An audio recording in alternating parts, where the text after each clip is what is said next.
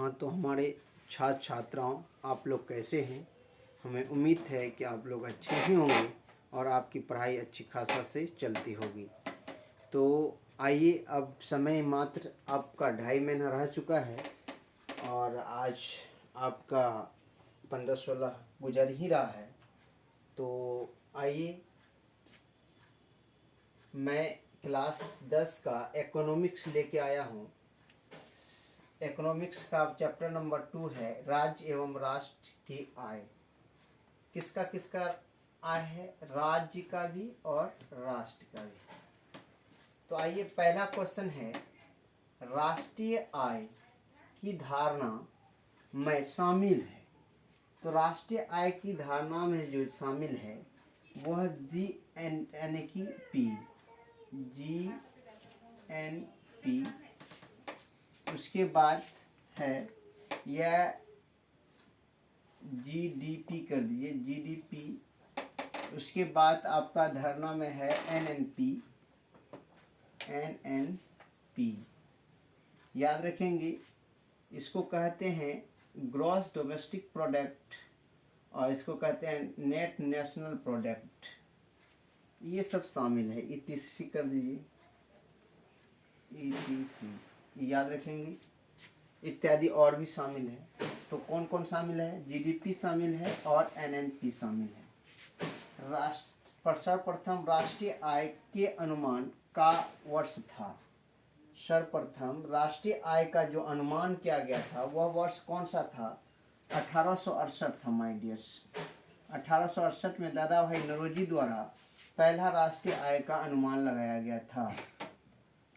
Next है, भारत की सर्वप्रथम अनुमानित प्रति व्यक्ति आय क्या था? तो 20 रुपया प्रति व्यक्ति। 20 रुपया प्रति व्यक्ति प्रति वर्ष। प्रति व्यक्ति प्रति वर्ष याद रखेंगे, 20 रुपया कमाता था प्रति व्यक्ति प्रति वर्ष।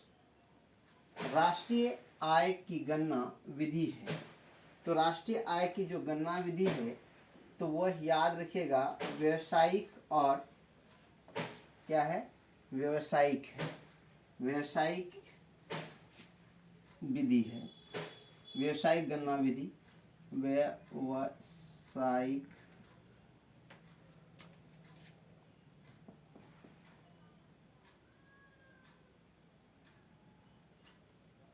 व्यवसायिक गणना विधि। गणना विधि याद रखेंगे, कौन सा विधि? व्यवसायिक गणना विधि। केंद्रीय सांख्यिकी संगठन की स्थापना कब की गई थी? तो 1954 में की गई थी। जिस समय हमारे पंडित जवाहरलाल नेहरू प्रधानमंत्री थे उसी समय केंद्रीय सांख्यिकी संगठन की स्थापना की गई थी। बिहार में किस जिले की प्रति व्यक्ति आय सबसे कम है? ये शिवहर में है माय डियर्स। कहाँ? प्रति व्यक्ति देख लीजिए, प्रति व्यक्ति आय कहाँ कम है? शिवहर में है। शिवहर में कम है। शिवहर मेरा जिला है और शिवहर ही में प्रति व्यक्ति आय कम है। प्रत्यक्ष कर के अंतर्गत निम्न में से किसे शामिल किया जाता है? तो याद रखेंगे, तो प्रत्यक्ष कर में जो है शामिल किया जाता है आय कर को। किसको? आय कर, इनकम टैक्स।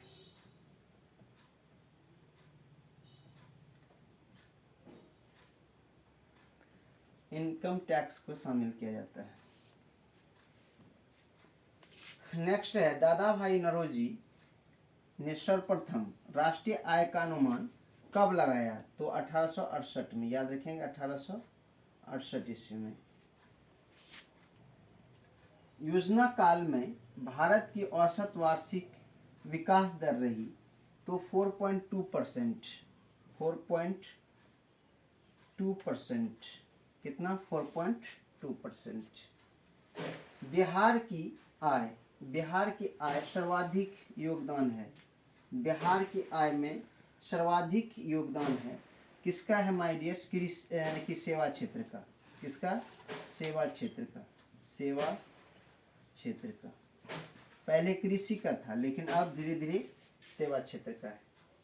उत्पादन एवं आय की गणना विधि आर्थिक दृष्टि से है तो सहज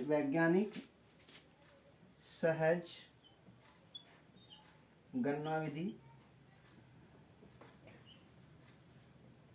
वैज्ञानिक गणना विधि,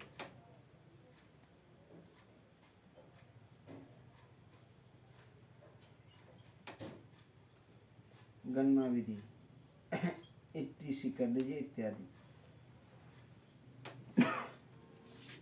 नेक्स्ट है, बिहार की अर्थव्यवस्था में प्राथमिक क्षेत्र का मुख्य अंग है।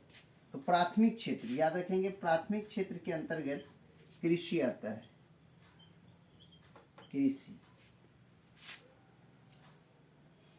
और y बराबर equal to C plus I, यानी कि कहा जाता है कि y equal to C plus I, यानी कि ये C प्लस आई का जो फॉर्मूला है किसने बताया था?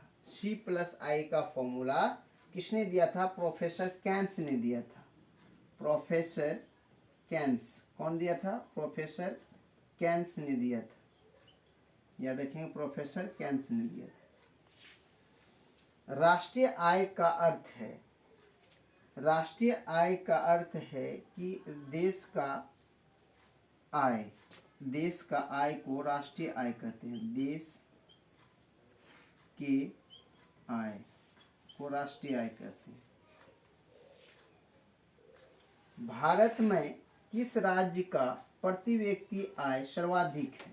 भारत की बात हो रही है तो ये गोवा का है। किसका है? गोवा का। गोवा का है। भारत में वित्तीय वर्ष कहा जाता है, तो भारत में जो वित्तीय वर्ष कहा जाता है 1 अप्रैल से 31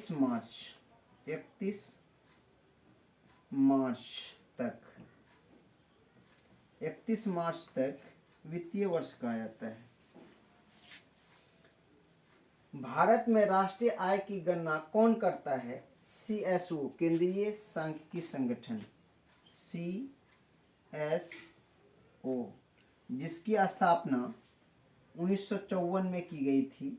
याद रखेंगे, CSO, केंद्रीय सांख्यिकी संगठन।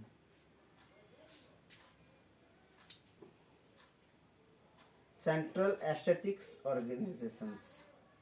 भारत की राष्ट्रीय आय का सर्वप्रथम अनुमान किसने लगाया?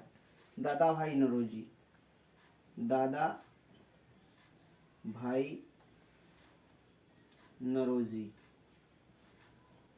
किसने लगाया था? दादा भाई नौरोजी ने। भारत के सकल घरेलू उत्पाद में किस क्षेत्र का योगदान सर्वाधिक है? तो याद रखें, भारत के जो सकल घरेलू उत्पाद में किस क्षेत्र का योगदान सर्वाधिक है? तो ये जीडीपी का जो योगदान है सबसे ज़्यादा भारत के सकल घरेलू उत्पादन में किस क्षेत्र का योगदान सर्वाधिक है? तो ये याद रखेंगे, घरेलू योगदान तो कृषि क्षेत्र की। किसके? कृषि क्षेत्र की, कृषि की। गरीबी के कुचक्र की अवधारणा किसने दिया? रैग्नर्स नर्कस ने दिया।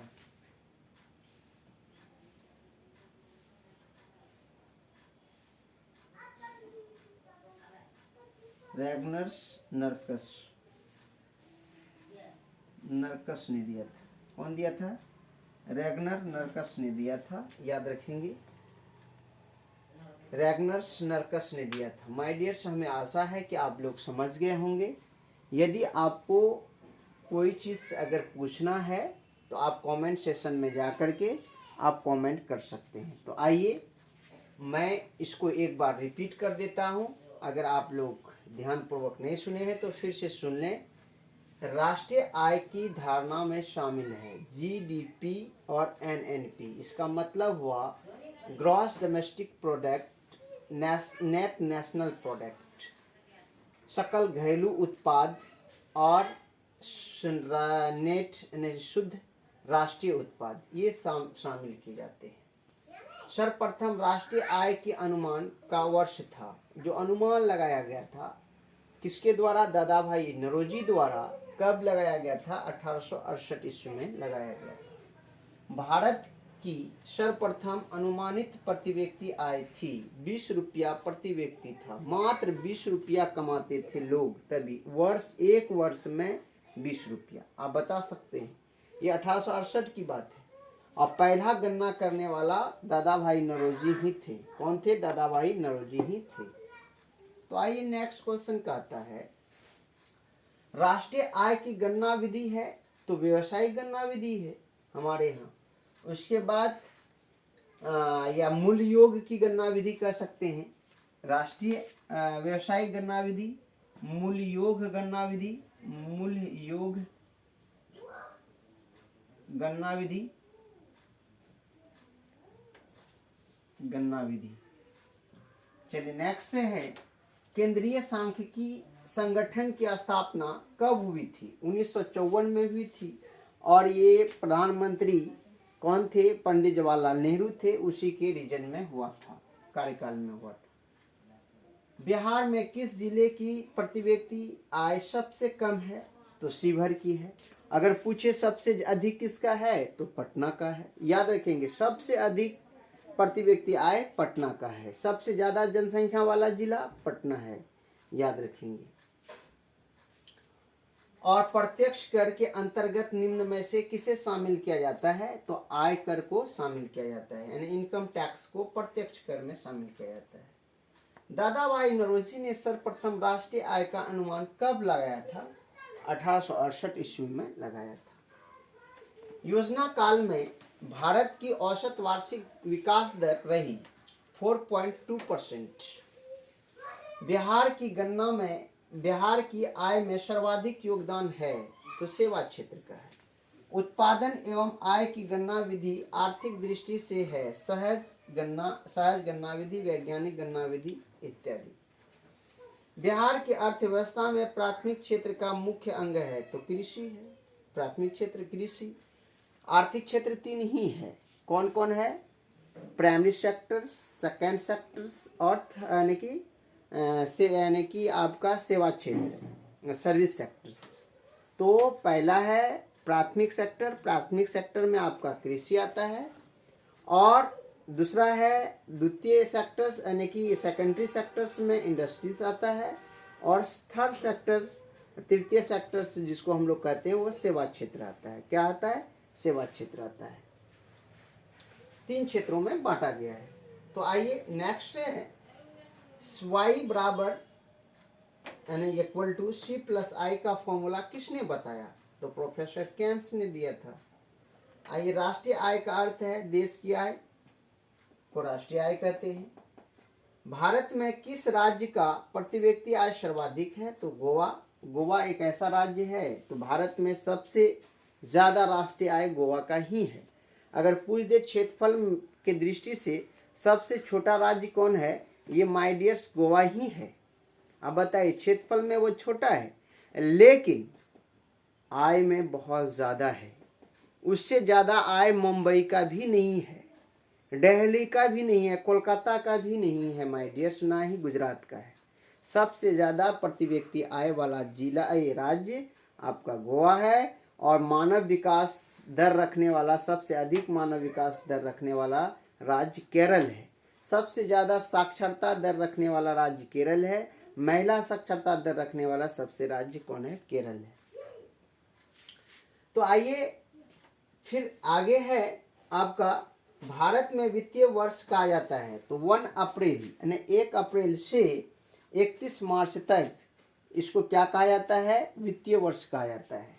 इसलिए आप देखे होंगे मार्च क्लोजिंग होता है और अप्रैल को हम लोग रामनवमी के त्यौहार के रूप में मनाते हैं। अप्रैल से लोग कहता है नया साल आ गया। सरकार की नया साल कब होती है, 1 अप्रैल।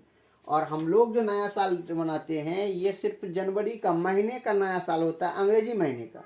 लेकिन हिंदी महीने का नया साल होता है चैत्र। चैत्र से स्टार्ट होता है, यानी कि चैत्र से चैत जो है आपका लास्ट है और बैसाख से स्टार्ट होता है, ये आप लोग याद रखेंगे। भारत में किस राज्य का प्रति व्यक्ति आय सर्वाधिक है? तो ये हो गया, भारत में वित्तीय वर्ष कहा जाता है 1 अप्रैल से 31 मार्च तक। और भारत में राष्ट्रीय आय की गणना कौन करता है? तो CSO यानी कि सेंट्रल स्टैटिस्टिक्स ऑर्गेनाइजेशन, यानी कहने का अर्थ हुआ केंद्रीय सांख्यिकी संगठन जो है आपका क्या करता है, भारत में राष्ट्रीय आय की गणना करता है। उसके बाद भारत की राष्ट्रीय आय का सर्वप्रथम अनुमान किसने लगाया था? दादाभाई नौरोजी ने लगाया था।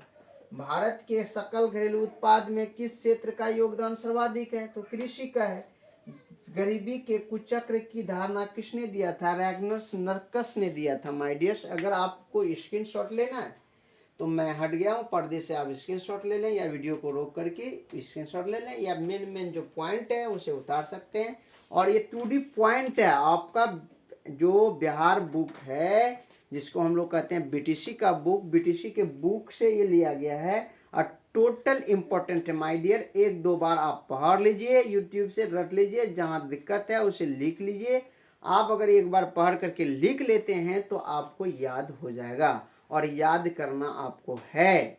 या आप अगर कहीं सोने जा रहे हैं या फिर आप कहीं बैठे हुए हैं तो आप वीडियो को चला दीजिए, 1-2 बार सुन लीजिए, एकदम आपका कंठस्थ हो जाएगा। और समय नहीं रहा, आप लग जाइए, उठिए और मेहनत करना, यानी कि लग जाइए मेहनत में, जो आपको सफलता मिलेगी। या अगर आप सिर्फ सोचेंगे कि हम फलाना डिवीज़न करें, फलाना डिवीज़न, सिर्फ ख्वाब रखेंगे, मन में बड़ा बड़ा पुलाव पकाएंगे, ये संभव नहीं है।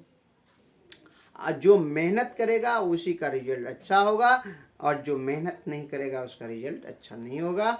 माय डियर्स, आप मेहनत करें, और मेरे वीडियो देखने के बाद यदि आपको कहीं कमी आता है या कमी लगता है तो कमेंट सेक्शन में कमेंट करके हमें दे सकते हैं सलाह। आपकी सलाह मान्य होगी, और आपका कमेंट बहुत बारीकी से मैं पढ़ता हूँ। कमेंट करने के लिए आपको तहे दिल से शुक्रिया है।